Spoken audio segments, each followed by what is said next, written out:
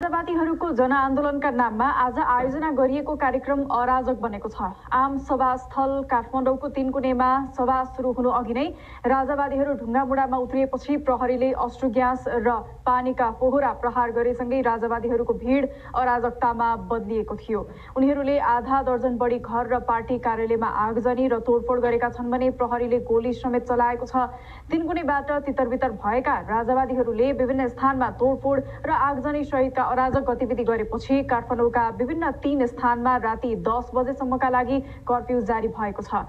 जिल्ला प्रशासन कार्यालयले औपचारिक सूचना जारी गरेर 10 बजेसम्म भन्ने जानकारी दिएको छ। कोटेश्वर, 3 कुने र सिनामङ्गल क्षेत्रमा कर्फ्यू जारी गरिएको जिल्ला प्रशासन कार्यालयले जनाएको छ। सुरक्षाकर्मीले माइकिङ गरिरहेका छन्।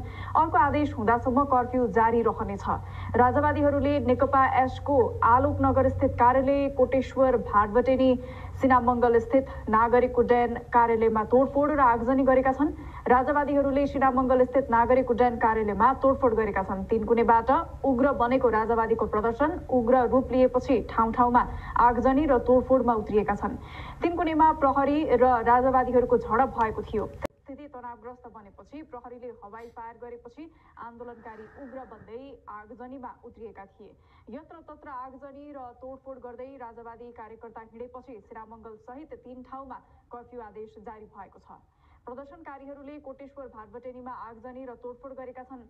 राजावादी समूहको आन्दोलनकारीहरूले कोटेश्वरको प्रहरी प्रभागमा आगजनी प्रयास गरेका छन्।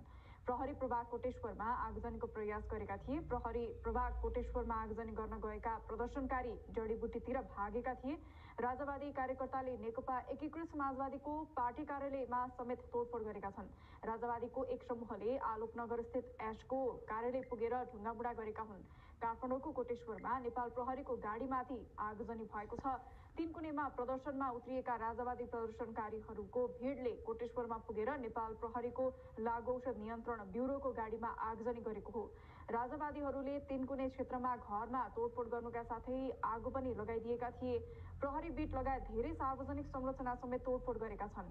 राजावादी समर्थकहरूको प्रदर्शन उग्र बनेपछि गृह मन्त्रालयमा आकस्मिक बैठक बसेको छ। अहिले गृहमन्त्री रमेश लेखक, गृह सचिव सहित सुरक्षा निकायका टोलीको बैठक बसेको हो। बैठकमा प्रदर्शनको समीक्षा भइरहेको र आगामी योजनाबारे निर्णय हुने भनिएको छ। उता 3 कुने क्षेत्रमा दुई पक्ष झडप भइरहँदा राजावादी नेतृत्व तहका नेताहरू भने सुटुक्क आन्दोलनको मैदानबाट अन्यत्र लागेका छन्। राजावादी कार्यकर्ताहरू प्रहरीसँग झडपमा उत्रिन थालेसँगै उनीहरू भने अन्यत्र लागेका हुन्।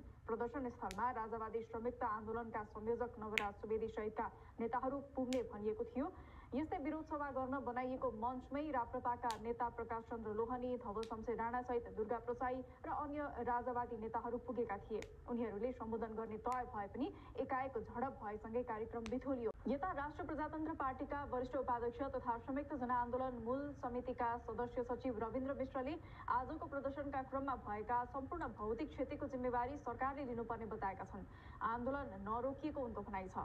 सामाजिक सञ्जालमा स्ट्याटस लेख्दै मिश्रले कुनै पनि परिस्थितिमा सर्वसाधारण तथा व्यक्तिगत सम्पत्तिमाथि आक्रमण नगर्न अनुरोध गरेका छन्। हेरौँला कहिलेसम्म यी भ्रष्ट र पतित नेताले सुरक्षा पाउनेछन्, मिश्रले लेखेका छन्। प्रहरीले 3 कुने बानेश्वर क्षेत्रमा भएका आगजनी, लुटपाट, तोडफोड र प्रहरीमाथि भएका आक्रमणका सबै भिडियोहरू सङ्कलन गरिरहेको छ।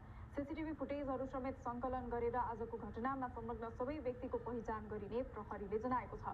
राजावादी प्रदर्शनकारीले सो क्षेत्रका निजी तथा सरकारी कार्यालयमा आक्रमण गरेको र कान्तिपुर तथा अन्नपूर्ण पोस्ट दैनिक पत्रिकाको कार्यालयमा समेत ढुङ्गा हानेको प्रहरीले जनाएको छ। यसैबीच काठमाडौँ जिल्लाका प्रमुख जिल्लाधिकारी ऋषिराम तिवारीले तोडफोड, आगजनी र हिंसात्मक घटना गराउने व्यक्ति मात्र नभएर आयोजक र तिनका नेताहरूलाई पनि कारबाहीको दायरामा ल्याइने बताएका छन्।